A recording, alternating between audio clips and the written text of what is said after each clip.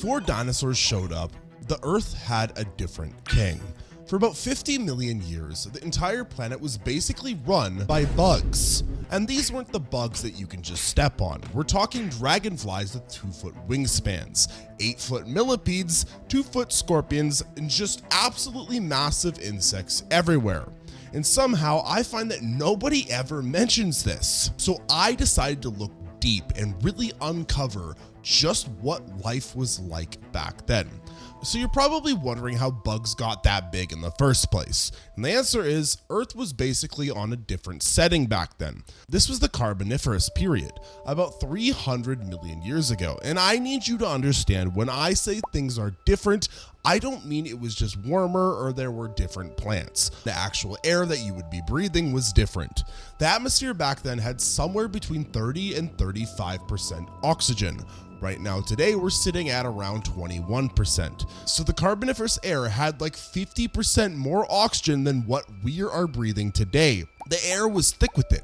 You could probably run a marathon and not even get winded, assuming you didn't get eaten by a giant scorpion first. And this oxygen thing is the main reason bugs got huge, because insects don't have lungs. They breathe through this system of tubes called tracheae that run through their bodies. It's basically just a bunch of tiny airways that let oxygen seep into their tissues, which works fine when you're a normal sized bug. But there's a limit to how deep oxygen can go through those tubes. So under normal conditions, insects can't get past a certain size because their insides would just suffocate. But when you've got 35% oxygen in the air, suddenly those tubes work at much bigger sizes. The oxygen can reach deeper into the body, so bugs could grow larger and still breathe fine. It's not complicated science. It's just more oxygen means bigger bugs can survive. That's it. Now, the planet itself looked completely wrong too. The continents were in the middle of forming this supercontinent called Pangaea, so everything was slowly smushing together. North America and Europe were basically touching. South America was connected to Africa. It was a mess. And then to the west of all of this, there was this absolutely massive ocean called Panthalassa, which was like twice the size of the Pacific Ocean today. It was just an enormous body of water covering most of the planet. But the part that matters for the bugs is the land near the equator, because that's where things got really weird. The equator was covered in these swamp forests that went on forever, and I don't mean normal swamp forests. I mean these bizarre, humid swamps full of plants that don't even exist anymore. The main trees were these things called scale trees, which sounds made up, but it's not. They were basically giant club mosses, which today are tiny ground plants, but back then they grew to like 100 feet tall. They had these thick trunks covered in diamond patterned bark, and they would just tower over everything. And then you had tree ferns, which are still around today, but these ones were huge. Plus these giant horsetail plants called calamites. Everything was big and green and wet. The ground was covered in dead plant material because there wasn't much around that could break down wood properly yet. Fungi were still figuring out how to digest lignin, which is the tough stuff in wood. So dead trees would just pile up. All of this dead plant matter eventually got buried and compressed and turned into coal. That's where the name Carboniferous comes from, carbon bearing, because this period created most of the coal that we dig up today. So every time you hear about a coal mine, you're basically hearing about a Carboniferous swamp forest that got fossilized. The whole place was humid and hot and stagnant. There was standing water everywhere. The climate was tropical across most of the landmass near the equator. It was perfect for things that needed moisture to survive, which includes most bugs, because their exoskeletons can be a problem in dry conditions. But in a humid swamp forest, they could get as big as they wanted and not worry about drying out. And there was so much food, just endless amounts of rotting plants and fresh plants and plant debris everywhere. So if you were something that ate dead leaves, you were set. And if you were something that ate things that ate dead leaves, you were also set. The whole ecosystem was running on this massive production of plant material that just kept piling up. So when you put it all together, you've got high oxygen, humid tropical swamps, tons of food, and not much competition. It's basically perfect conditions for bugs to take over, which they did. This is the fearsome Corgosaurus Rex. His name is Flapjack. And if you don't like and subscribe, he literally is going to eat you. Look at his face. This is a fearsome apex predator from the prehistoric period. You don't want to mess with him. The planet being weird didn't mean much if nothing was living there though. And trust me, things were living there. Let's start with the one that gets brought up the most because it is genuinely unsettling. Meganeura. This was a dragonfly, or technically it was related to dragonflies, but close enough. It had a wingspan of about 2 feet. Some of its relatives got even bigger, like Meganeura, which hit closer to 2.5 feet, which is the size of a hawk. Yes, this is a predatory insect the size of a hawk that was just flying around. You know how everyone always says that dragonflies are so great because they eat mosquitoes and they help us out? Well, what you don't realize is that dragonflies are often apex predators in the insect world. And these giant dragonflies, yeah, these things were also apex predators. They ruled the skies because there was nothing else up there to challenge them. No birds existed yet, no bats, no flying reptiles. The sky was just completely empty except for insects. So Meganeura could fly wherever it wanted and grapple whatever it wanted. It had these big compound eyes for tracking movement, and its legs were covered in spines for catching prey mid-flight. It would just snatch other insects out of the air and eat them. Scientists think it probably went after anything smaller than itself, which was most things. There's even some debate about whether it could take down small amphibians if it caught them on a branch or something, which is crazy to think about. Now, Meganeura gets all the attention, but it wasn't alone up there. There were these other bugs called Arthropleura, which had 6 wings. 6. They evolved these extra little wing flaps on their thorax for reasons that aren't totally clear yet. Maybe for stability, maybe just because they could. These things could get wingspans of like 1.5 feet, and they probably fed on plant sap. So they were basically giant prehistoric cicadas with too many wings. And then obviously you had cockroaches, because cockroaches have been around for over 300 million years, which is longer than almost everything else. Some of the Carboniferous ones got to be several inches long, which doesn't sound that impressive until you remember that's several inches of cockroach just walking around in the open because nothing was hunting them efficiently yet. But the flying insects weren't even the most ridiculous creatures around. On the ground you had Arthropleura. This was a millipede, except it grew to 8 feet long, and some fossils suggest it might have gotten even bigger. It was segmented and armored and had dozens of legs, and it just slowly crawled through the forest eating dead plant material. It was harmless though, probably. But can you imagine stepping over a log and seeing an 8-foot millipede on the other side?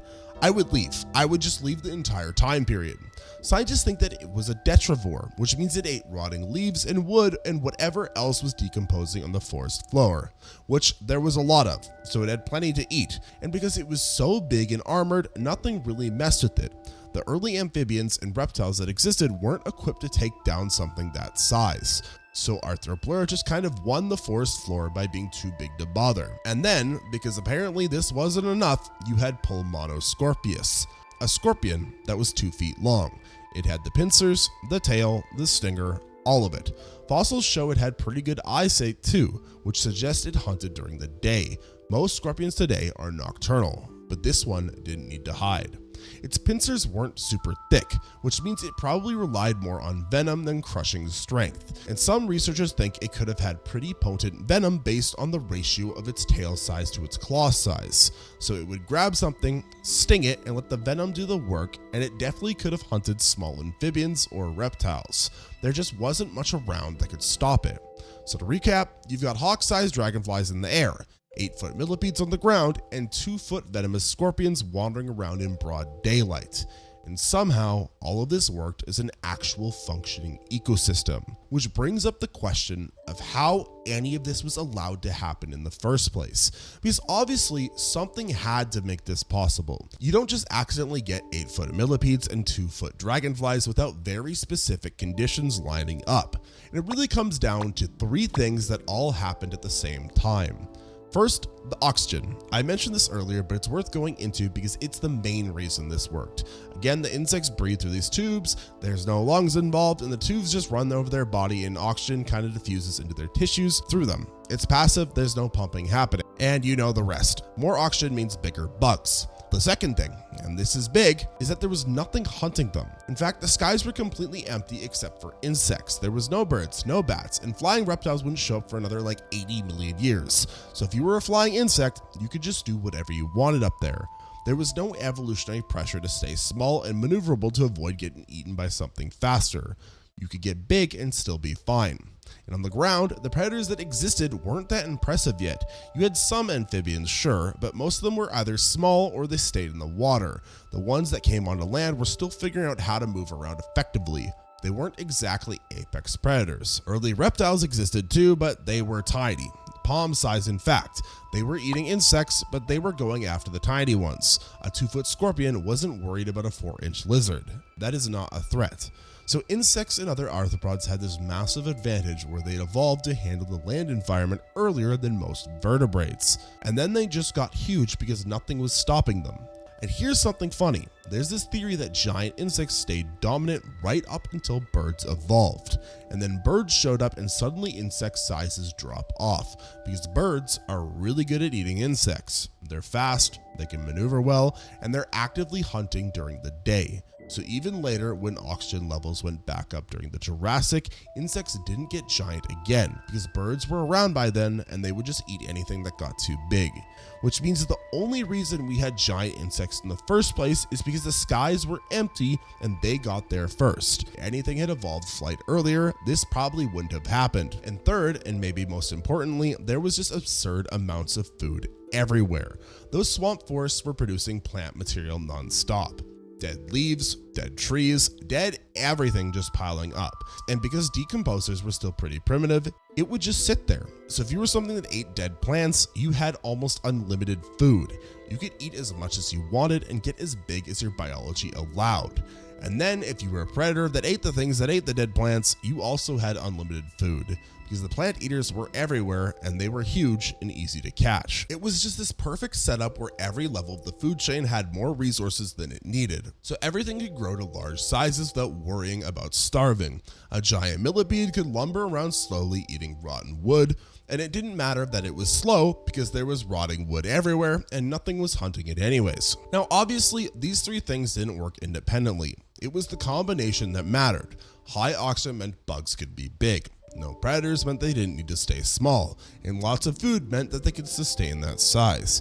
Take away one of those and the whole thing is going to fall apart, which is exactly what happened later, but we'll get to that. For now, just understand that for 50 or 60 million years, Earth's land and air were dominated by arthropods because the conditions were perfect for them and nothing else had figured out how to compete yet. Now, the real question is what these things actually did all day. Because having giant bugs is one thing, but they still need to eat and get eaten and reproduce and all of that.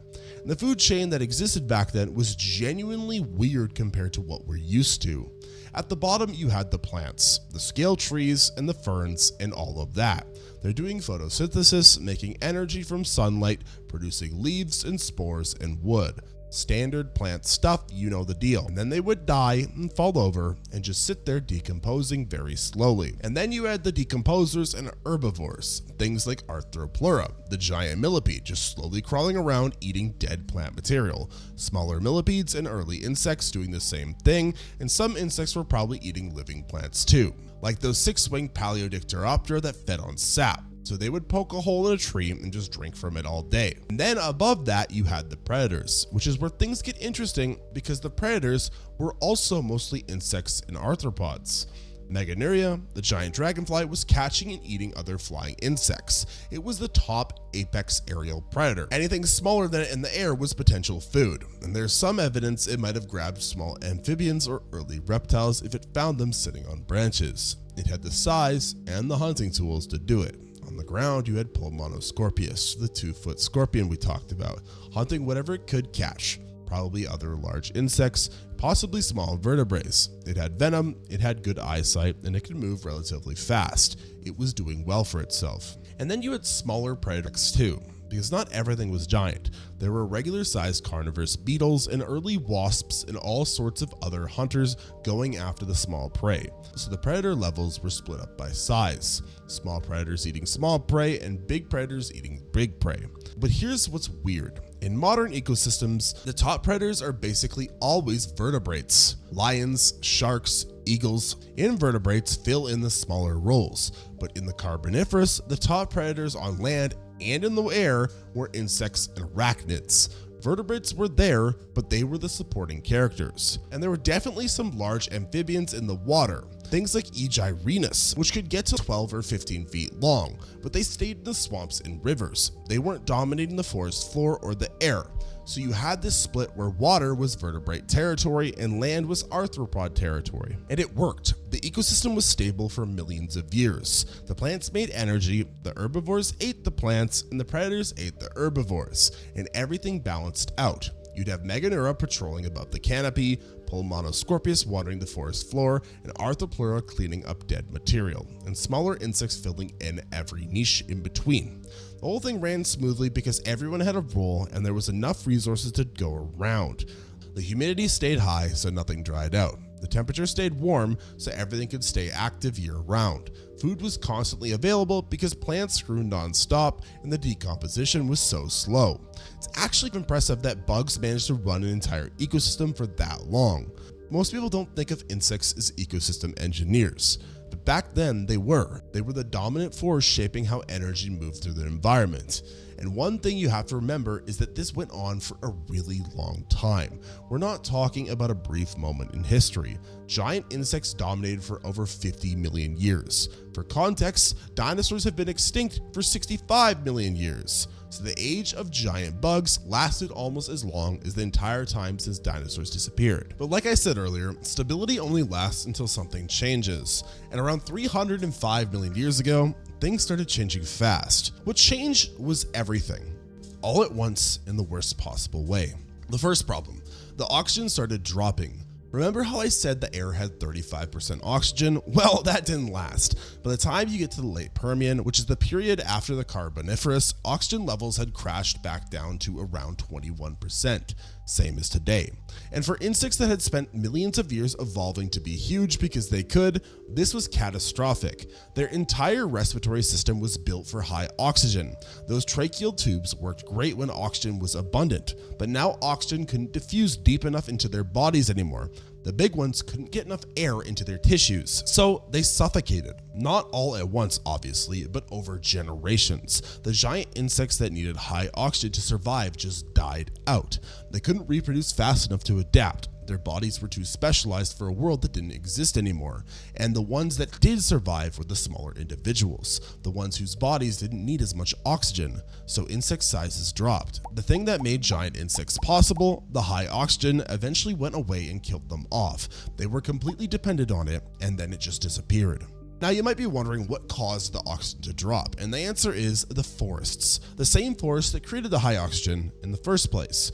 Those massive coal swamp forests were pulling carbon dioxide out of the air and pumping out oxygen through photosynthesis. But they were also burying huge amounts of carbon in the ground as dead plant material. And that carbon wasn't getting released back into the atmosphere because nothing could break down the wood fast enough. So carbon got locked away underground and oxygen built up. But then fungi evolved, specifically white rot fungi, which could digest lignin. That's the tough material in wood that makes it hard to decompose. Once fungi figured out how to break that down, dead wood started rotting properly. So carbon that used to get buried started getting released back into the air as carbon dioxide, and the balance shifted. Less oxygen, more carbon dioxide. Add to that the fact the forests themselves were dying, which brings us to problem 2. Around 305 million years ago, the climate shifted. It got cooler and drier. Scientists call this the Carboniferous rainforest collapse, which is a very straightforward name for once. The rainforests did indeed collapse. What happened was glaciers formed at the South Pole. This locked up water and dropped sea levels. And when sea levels drop, climates get drier because there's less water evaporating into the air. So those humid tropical swamps that covered the equator started drying out. Trees died, and the continuous forest broke up into fragments with dry areas in between. And for species that needed those swamps to survive, this was an extinction level event. Amphibians got hit hard because they needed moisture to keep their skin wet and to lay their eggs. A lot of amphibian species went extinct or got pushed into small pockets where water still existed. Giant insects had the same problem. Things like Arthropleura, that 8-foot millipede, needed humid environments. It couldn't handle dry conditions. Its exoskeleton would lose moisture. It wouldn't be able to move properly, and it would die. So when the swamps dried up, it had nowhere to go. There's fossil evidence that Arthropleura survived for a little while into the early Permian in some wetter areas, but eventually those dried up too, and it went completely extinct. It had ruled the forest floor for millions of years, and then its habitat just vanished. And problem 3, reptiles showed up and started getting good at being predators. And this might have been the worst one. Amphibians were declining because of the dry climate, but reptiles were built to handle it. They had waterproof skin and hard-shelled eggs that didn't need to be laid in water. So while amphibians were dying off, reptiles were thriving and spreading everywhere. And they were hungry. Early reptiles were small, but by the Permian, you started seeing larger species. Predatory reptiles that can move fast and hunt effectively, and they were way better at it than amphibians had ever been. They had better jaw strength, better mobility, and they didn't need to stay near water. So suddenly, giant insects had actual predators to deal with. A 2-foot scorpion might have been safe from a small amphibian, but a 3-foot carnivorous reptile could take it down, and something like Meganeura, flying around slowly because it was so big, would have been easy prey for anything that could jump or climb well. Plus, you had synapsids evolving, which were those proto-mammal reptile things. Some of them got really large. By the mid-Permian, you had predators reaching 10 or 12 feet long. At that point, no arthropod was safe. Even Arthropleura would have been on the menu. So insects lost their monopoly on being scary. Vertebrates took over the top predator roles and pushed arthropods back down to smaller niches. And once that happened, there was no coming back. Even later, when oxygen levels rose again during the Jurassic period, insects didn't get giant again because birds had evolved by then and they just eat anything that got too large. The age of giant bugs ended because the planet changed and better predators showed up. No dramatic meteor strike, just slow environmental shifts and competition from new animals that were better suited for the changing world. And then, just to really finish things off, the Permian period ended with the biggest mass extinction in Earth's history. The Permian-Triassic extinction happened around 252 million years ago. There were massive volcanic eruptions in Siberia. The climate went haywire and oceans lost oxygen. About 70% of land species went extinct, 90% of ocean species too. Any giant arthropods that had somehow managed to hang on until that point got wiped out. And when life recovered after the extinction, the world was different. It was hotter, drier, and full of new reptiles and early dinosaurs that would go on to dominate for the next 180 million years. Insects still did fine. They are resilient. Have you ever tried to kill a cockroach? It's pretty damn hard, but they stayed small. The giant forms never came back. Here's what you need to understand about this whole thing though. Giant insects dominated Earth for over 50 million years. That is not a short time. That is longer than the entire age of mammals has been so far. Humans have only been around for like 300,000 years, a million if you really consider early ancestors. Civilization has existed for maybe like 10,000. 50 million years is almost an incomprehensible amount of time. And during all of that, bugs were in charge. They were the apex predators on land and in the air. They shaped how ecosystems functioned, and they were the dominant form of complex life on the planet, which is something nobody talks about.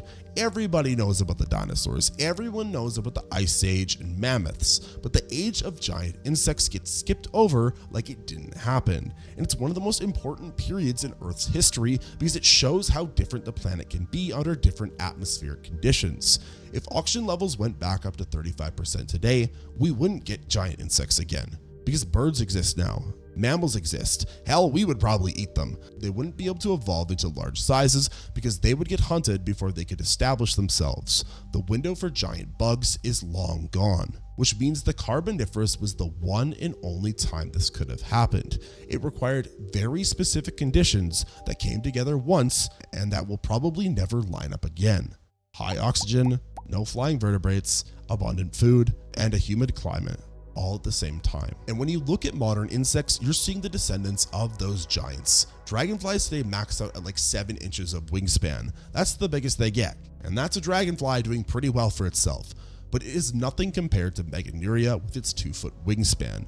Every millipede you see under a log is related somehow to Arthropleura. Every scorpion is descended from the same lineage as Pulmonoscorpius. They're still there, They're just smaller now because the world changed and they had to adapt or die. The Carboniferous was proof that given the right setup, insects can absolutely be the dominant life form on a planet. We just happen to live in a time where that's not the case. And honestly, that is probably for the best, because I don't know about you, but I'm fine with dragonflies staying at their current size. Enjoyed watching this video? Make sure to give it a like and comment down below which is your favorite creature that we talked about today. Also, make sure to subscribe to the channel for more content just like this, and hit the hype button so this video gets sent out to more people just like you. And if you want to watch another one of my videos right now, you can click the video on screen.